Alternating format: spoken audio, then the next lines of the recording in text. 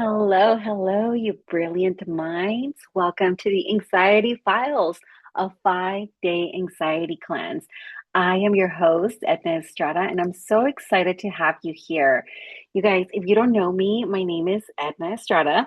I am a rapid transformational hypnotherapist. I've been in the mental health space for 15 years.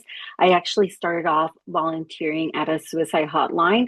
And I worked my way up into becoming a therapist. And what I've found over the years of working with dozens and dozens of people is that literally our mind is a solution to anything. Our mind really, and it doesn't, your spiritual views, your views on the world, everything kind of shapes who you are. But at the end of the day, you have free will, and your free will is dictated by what you decide to believe in your mind, and you get to program your mind.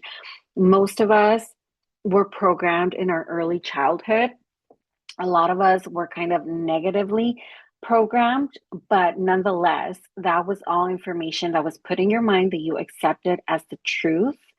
And now that you are an adult, you get to change that programming. You don't have to believe the same beliefs that were bestowed upon you when you were a little kid. You don't have to believe that life is hard or that people are evil or that the world is turning into a worse place.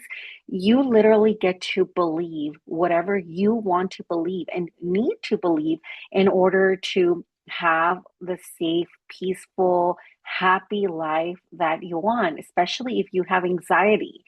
We're going to get into that. But one more thing I want to say about me is that in my young adulthood, I really went through a lot of big T traumas. So, SA, you know, grew up in a home where my parents were not very kind to me. I was physically, mentally, sexually abused. By the time I was 21, I was diagnosed with major depressive disorder and I had severe anxiety.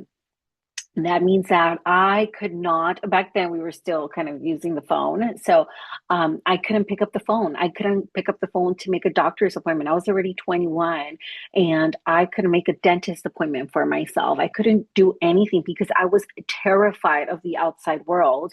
I couldn't be around other people. I had horrible social anxiety. I couldn't make friends. I couldn't keep friends, even if people talked to me. I just really struggled to be in my mind and in my body. And so one day I finally decided, you know what, like I'm starting to have suicidal thoughts. I'm really struggling. I really think that I need help. And I got really brave. I went to therapy and immediately like within the first session, I was diagnosed with like I said, major depressive disorder, and I was given medicine, and I didn't like that. I didn't like that. I think I took probably maybe 1 day's worth of doses, and I could sense that I didn't like the path that this was going. I did not want to be um, the type of person, and not that there's anything wrong. Like I absolutely understand that medication and therapy and the combination has saved so many lives, and I love that for the people that need it. I am a very impatient person.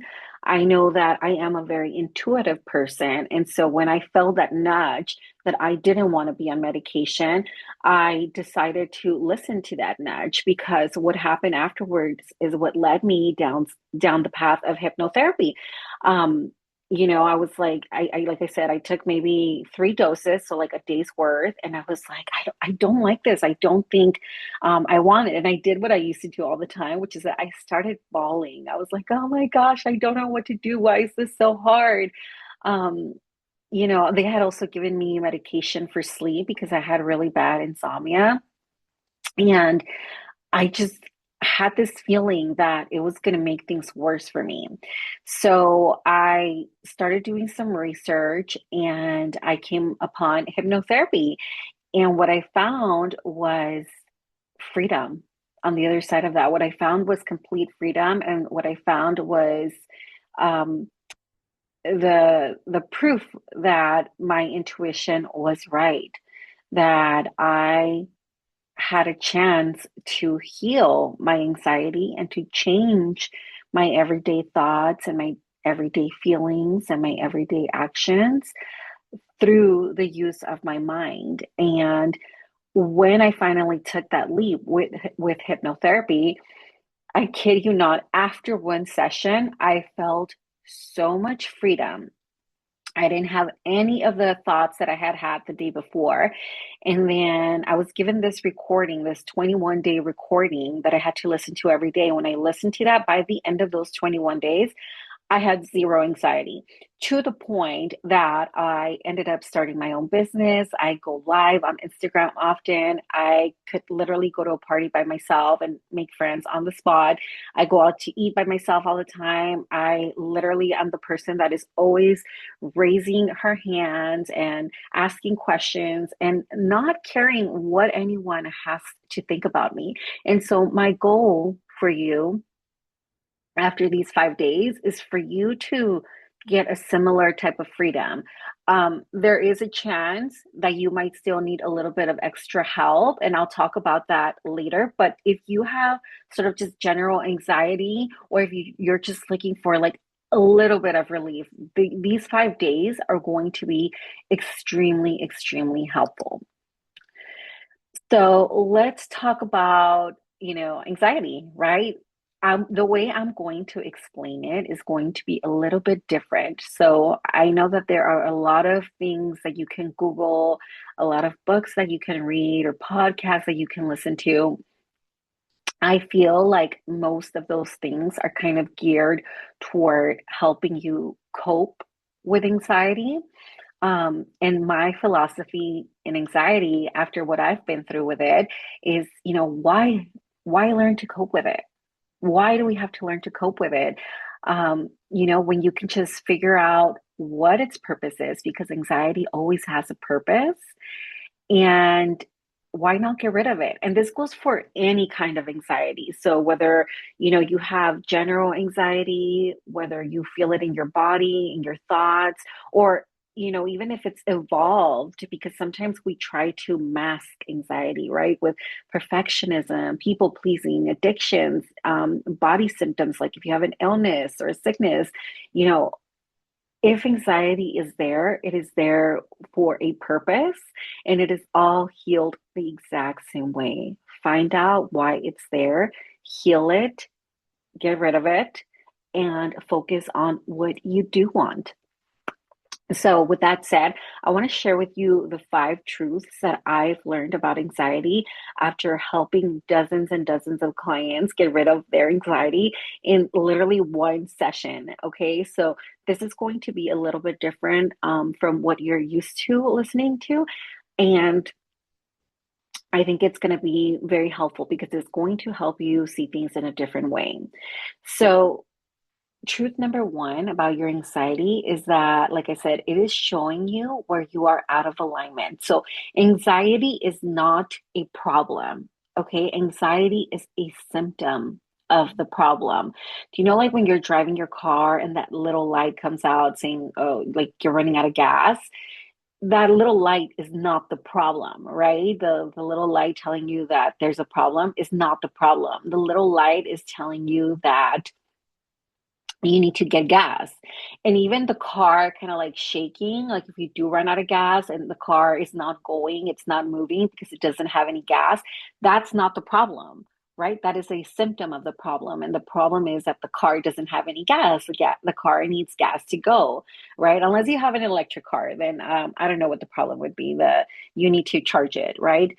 Um, so that is the first thing you need to know about anxiety, right? So we have now been in this society where anxiety has become this like scary monster, that it's become a relatable thing and it's become a popular thing to talk about.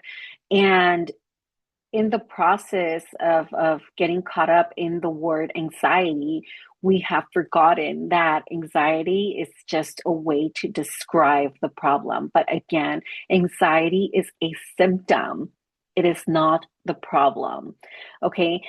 And something I will tell you about anxiety, the reason why, if you don't know what you're doing, if you're not getting the right kind of help, the reason why it is so difficult to manage it. So that means that, let's say you're aware that you're struggling with anxiety because some people are not aware. But let's say, if you're here, obviously you know that you are.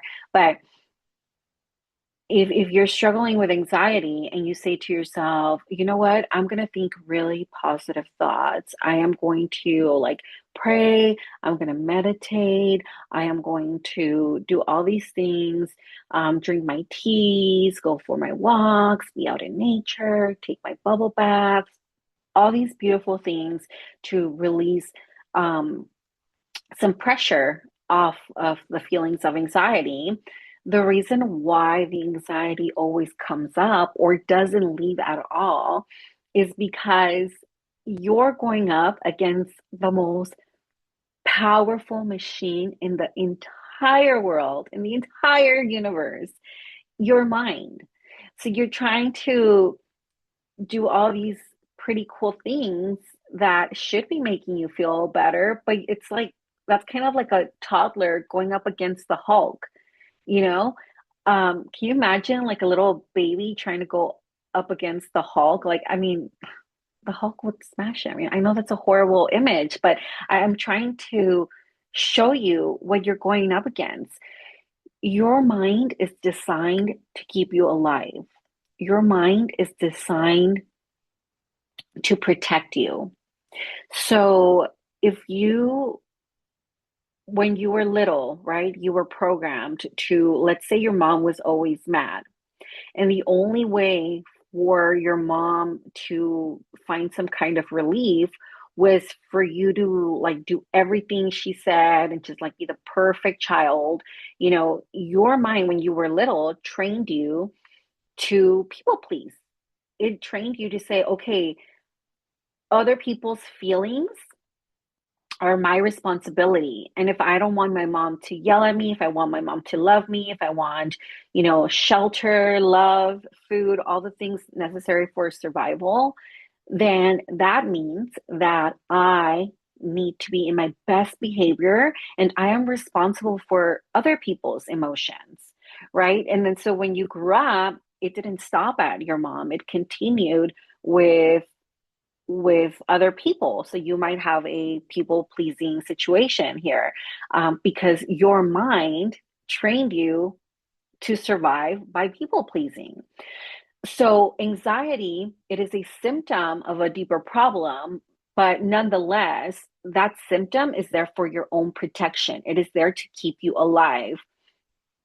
If you're anxious, if you're afraid, if you're thinking of the worst case scenarios, if you're thinking of the past, making sure that you're repeating it over and over and over in your mind so that you don't have a similar situation in the future. Um, all those things are working together to make sure that you're safe, right? So if you think about if you've ever burned your hand on the stove or on a hot tool, you know that you're very careful around the stove when it's on. You're very careful not to touch it because your mind created that programming of like, oh no, heat is bad. It can hurt you, right? So now you're careful to be around the heat. With anxiety, it's a little bit more complicated because for you, what might have been a traumatic moment of, let's say, you got bullied when you were in middle school, right? And maybe you got physically hurt. Maybe someone physically hurt you when you were in middle school. In your conscious mind, it seems very obvious to avoid certain types of people. Like you may be thinking, well, I just don't like to be around large groups of people because I don't know if they're going to make fun of me. I'm going to feel less than them. I'm not going to feel very good. But your mind in that moment, it didn't just take in the bullying.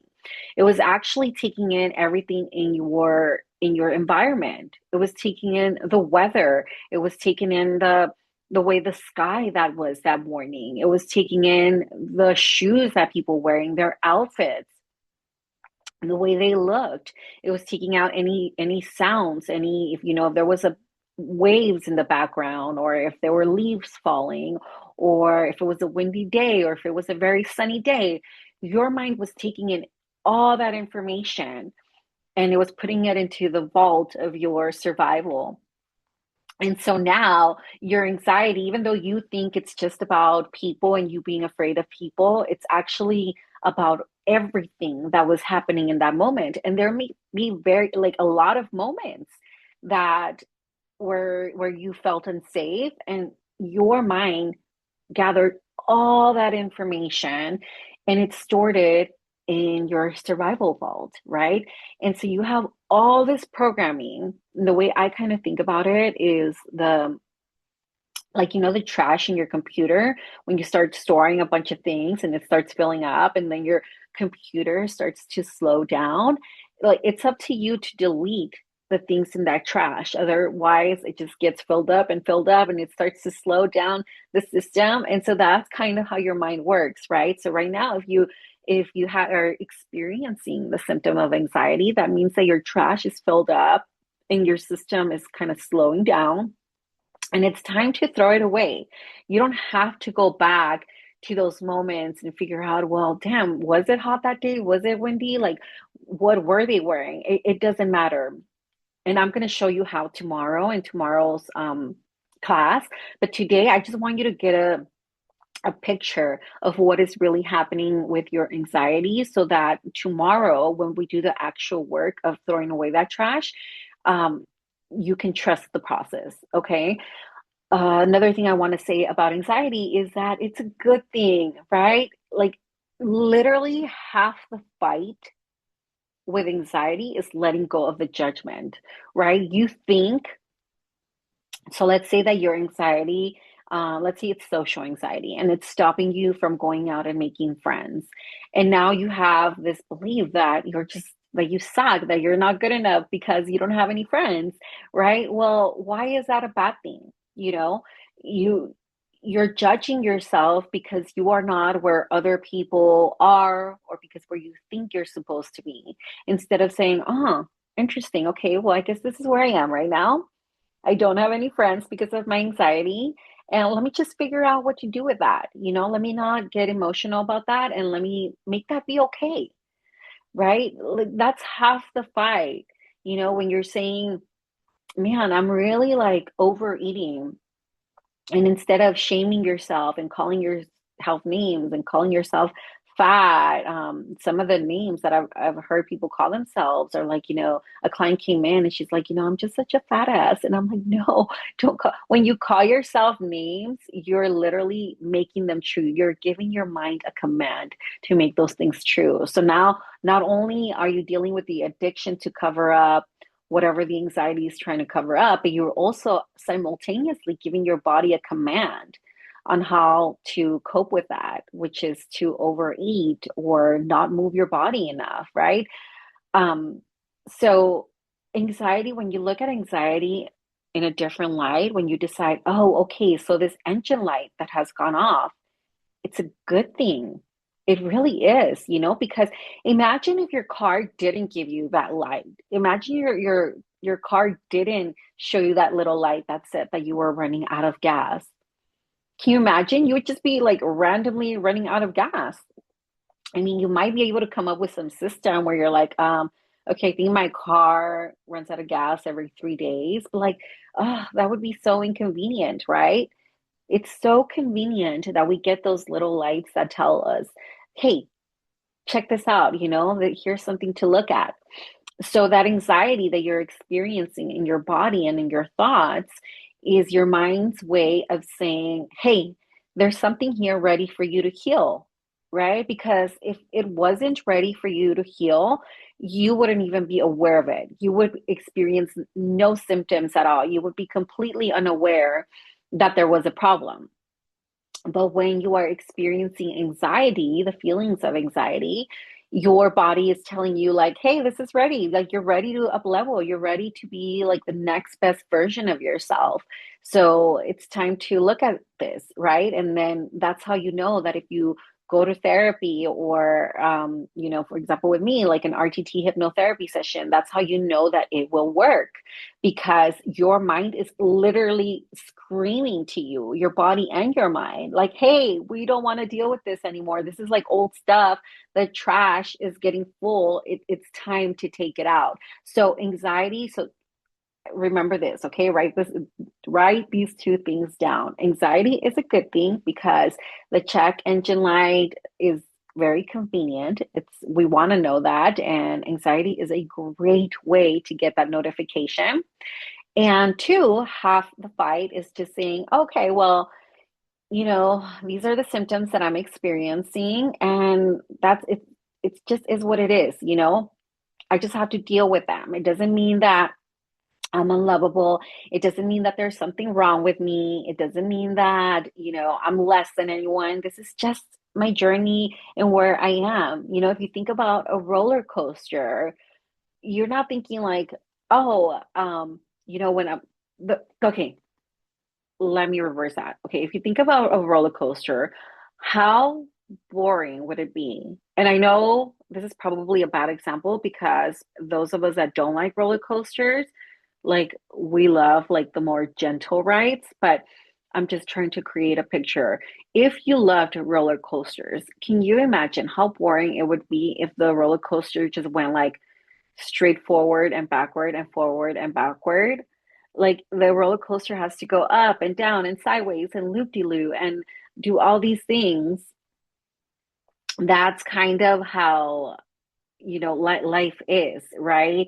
You don't want to just be like okay all the time. You need to experience those ups to get excited about life. And those downs are really good too because they show you where you need to heal, where you need to forgive, where you need to bless and release, where you need to just, throw away some people, set some boundary, or not throw away some people, excuse me, throw away some like old habits and how to just move forward, right? So the blessing is also there in the downs, right? And that's life. And you are perfectly exactly where you're supposed to be. Just like the roller coaster, the hills are where they're supposed to be, the downfalls are where they're supposed to be, the loop-de-loops are where they're supposed to be. Every person is an individual blueprint of the world, and everyone's exactly where they're supposed to be. And everyone is where they decide to be, right? So maybe you did up to now you didn't realize that. Maybe up until now you thought that you had to live with anxiety and that you were a prisoner of anxiety, but that could not be further from the truth. And that is what I'm going to get you to see in these next 5 days, that you have so much freedom in your body and in your mind when you know how to do it. Okay.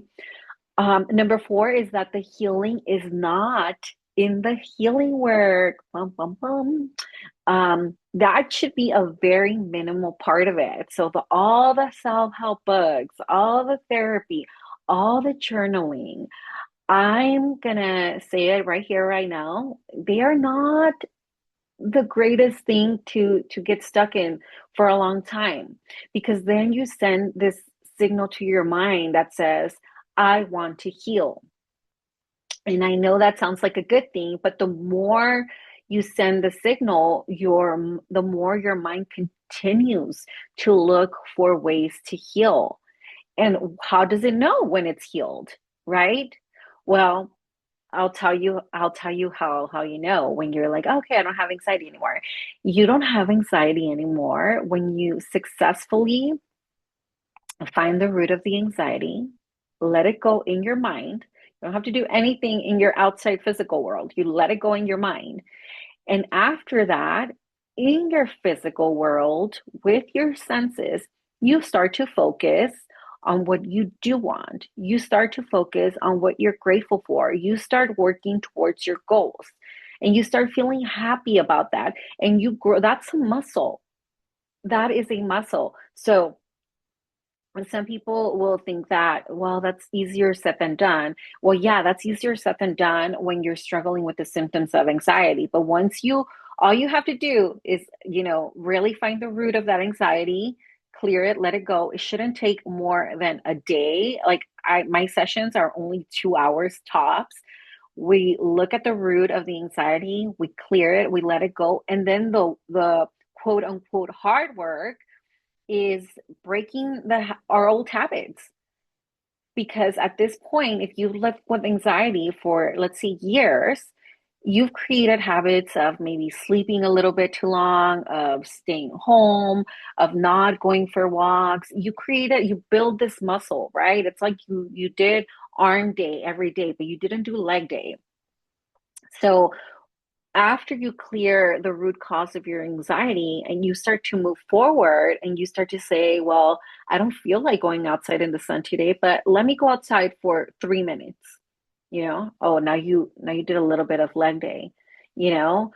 Well, I don't really want to go inside Starbucks. I want to stick to the drive-through, but I'm gonna give it a try, just so I could get used to being around other people. Oh, now you did a little bit more of leg day. When you start to break the habit of being yourself and start doing different things, you start sending signals to your mind, hey, I'm open to being around other people. Hey, I'm open to being in the sun. Hey, I'm open to feeling happy. I'm open to feeling better. I'm open to laughing a lot today. I am open to taking care of my body. I'm open to getting fit. What are you open to? When you start doing little things like that, that shows your mind you're open to those things, and then you start actively growing that muscle, then all of a sudden your mind goes, wait a minute, our purpose is no longer in the anxiety because the root is not there, so we have nothing to work for there. And now she's doing all these things that are making her feel alive, and she's saying to us that her survival depends on being happy, moving her body, going out, making friends. And now your mind starts showing you more ways of doing that. So whatever you show it, if you're showing it, well, my idea of survival is making a lot of money. My idea of survival is being treated really nice by my partner. My idea of survival is going outside and getting some sun and having fun. Then your mind is going to make that right. So let me give you a very clear example. If I were to say to you right now, look around the room and find 5 blue things. Okay, so do that right now. Look around the room you're in and find 5 blue things. Okay? Okay, now I'm going to ask you a very important question. Can you name 5 green things that you saw in the room without looking? Don't look. Okay, so probably not, right? Because you were fixated on the blue. You were looking for blue things, so your mind was focused on blue. When you were letting anxiety lead your life, your anxiety was looking for what could go wrong. Your anxiety was actively finding all the ways that things could go wrong. So, in order to do that, it had to keep going back to the past to make sure it remembered all the things that have gone quote unquote wrong so that it doesn't repeat the same mistakes in the future. It is imagining, it is creating images in your mind of what could possibly go wrong in the future so it could be prepared for it. It is scanning your environment in the moment right now to find out what is wrong with everything, like, so it will catch the annoying things that people are doing. It will catch what is wrong with your house. It will catch the bills that you have to pay. It will catch all the problems that you're having because that's how you've determined that you need to live your life for survival. And again, this might be your own programming, or it might be the programming that someone instilled on you when you were little. But the point is that now you get to decide, well, I don't like this programming. I don't like it. I want to make a lot of money. I want to live a beautiful life. I want to travel a lot. I want to be happy. I want my body to feel good. That's what I want my survival to be. Great. So get rid of the old programming and start to work that muscle that shows you what you do want. Start using your imagination to imagine the best things that could happen in the future. Start using your current environment and look for the things that you like. Use your senses. What can you smell that you like? What can you taste that tastes good? What can you see that really makes you happy? What do you hear? Scan your environment for the things that you do like. Look at your bills and be so grateful. Yeah, nobody wants to pay a super high electricity bill, but are you so happy that you have lights, that you have warm water with your gas, that you have a bed to sleep in? Are you happy that you get to shower, brush your teeth, and wash your dishes? Be so grateful for that water bill. That is how you start to tell your mind, like, yes, yes, yes, yes, I love my life. I love my life. And the more you do that, you're going to start to focus on the green as opposed to before when you were focusing on the blue. The blue was like the anxiety, and the green is now like, well, what is good? What is good? And the more you do that, at first it's going to feel a little unnatural, a little like, oh, yeah, I mean, I'm trying to focus on the good, but I don't know. I still like in the back of my mind have all these problems. Like, I don't know. But with time, you're going to grow that muscle and eventually your mind is going to get the point. So in hypnotherapy, we were taught that it takes 21 days to rewire the mind. But if I can be completely honest with you, some people do it a lot sooner. There's people that have done it within days because they were already so close. They were already doing so much healing work that within those 21 days, um, excuse me, that within those few days, they were able to completely like shift their beliefs. So, but if it takes you the 21 days, that's also okay because would you rather it take 21 days for you to change your beliefs or your whole lifetime living with anxiety? Right? I know I chose the 21 days and I think I did it. I think that's around how long it took me when I got my recording. Um, and then with as far as healing the past, that's when you can do your journaling or your therapy sessions. With RTT hypnotherapy, you do it in 2 hours, which is amazing, but you don't have, that's not the only way. Okay. But once you heal it in your subconscious mind, like that's it, it's gone forever, right? Imagine that the way RTT hypnotherapy works, rapid transformational hypnotherapy, is that, or I'm talking about RTT, but with any other commodity, so like regular cognitive behavioral therapy, with anything else, any tool that you decide to use, when you heal your past, when you truly heal it, it's kind of like imagine you learned to walk and then trying to forget how to walk. I mean, you can't. How do you forget how to walk? I mean, your body, if there was, you know, you can't. And this is assuming that everything is great. Just right now, you can walk, everything's fine.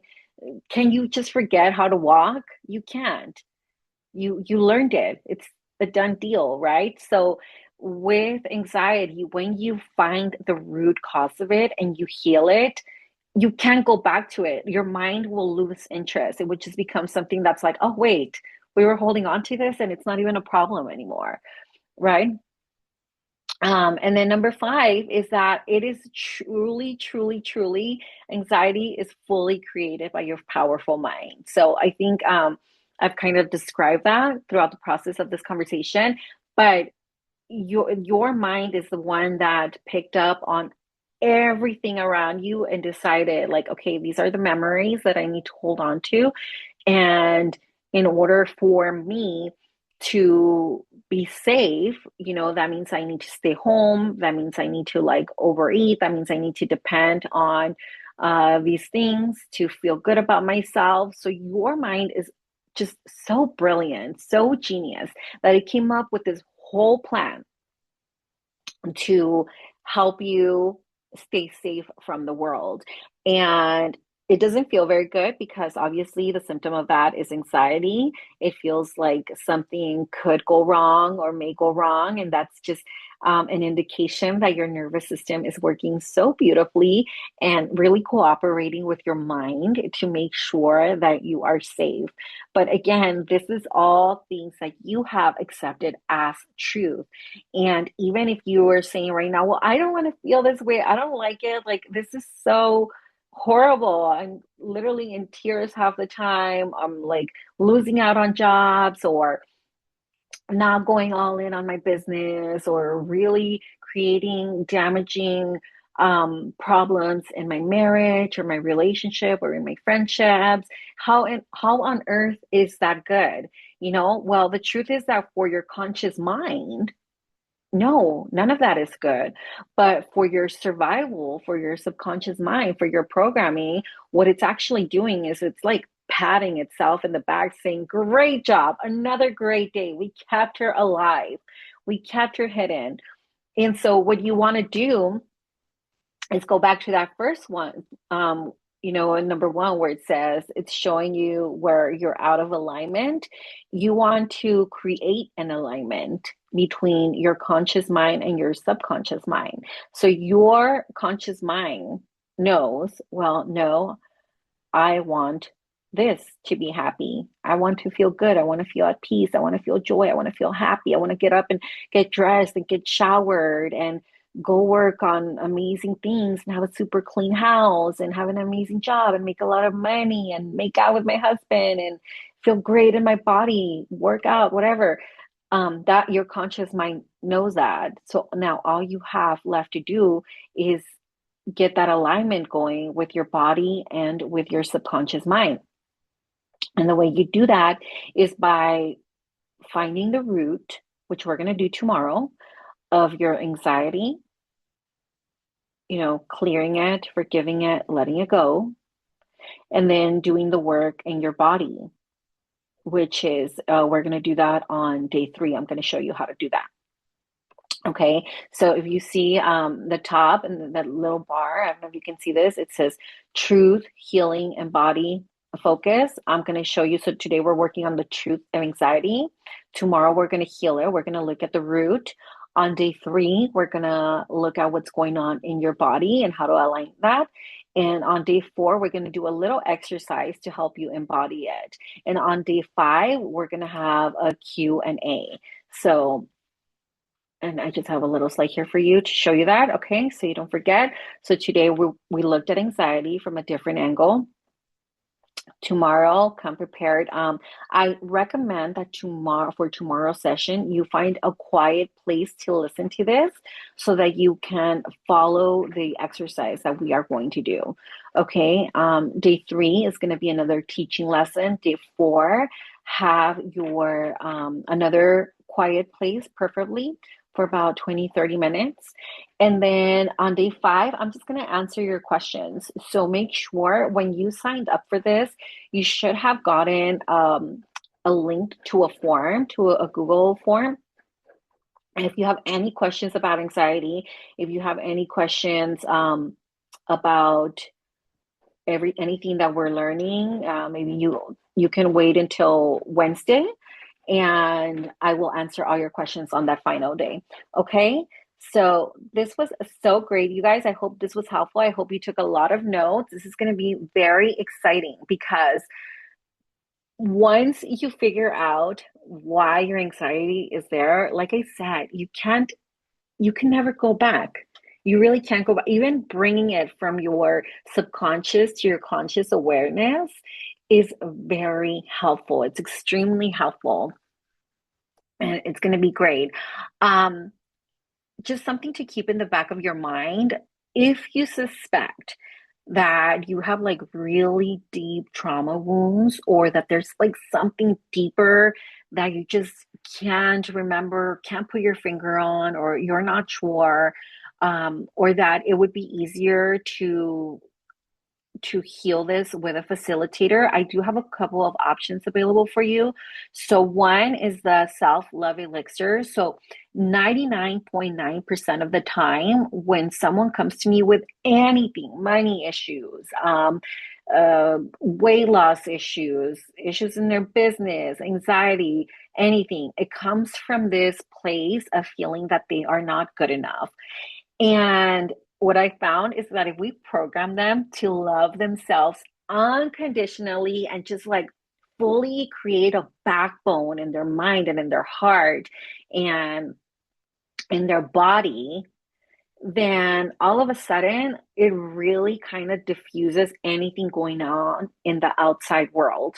Like they just lock in into the truth about them and they are like off to make money, they're off to lose weight. Like they become unstoppable because they decide that keeping the focus on them and in who they are, if they know who they are and if they know where they're going, then they can have anything they want. And so this program right here, the Self Love Elixir, has an RTT session, a self-paced RTT session. It has a breathwork session. It has a lesson on the polyvagal theory, which shows you how to love yourself with your body, using your body. So, how to get out of fight or flight, how to feel good in your body, how to feel into alignment. It has a hypnosis into the future self, which is you just asking that version of yourself, because there's a version of you inside of your body right now that already feels capable, that already feels amazing and good and ready to. It already knows what to do. It really does. It's not something that is truly in the future, but it's just this other version of you that you're kind of neglecting if you're trapped in this mindset of, oh, I don't know what to do next, or I just don't know if it would work. That's just where you're focusing. That's just where you're keeping your focus, right? So it's kind of like, again, you're looking at the blue, but the answer's in the green. So with that future self hypnosis, I show you how to look at the green and how to get answers from there. And it also has the 21-day transformation. So this is a complete program on self-love, and it's 21 days. It's a 21-day experience, but you have it for the rest of your life. So it's lifetime access, and you can listen to this whenever you want. Another option is the next level self, which is a single hypnotherapy session with me.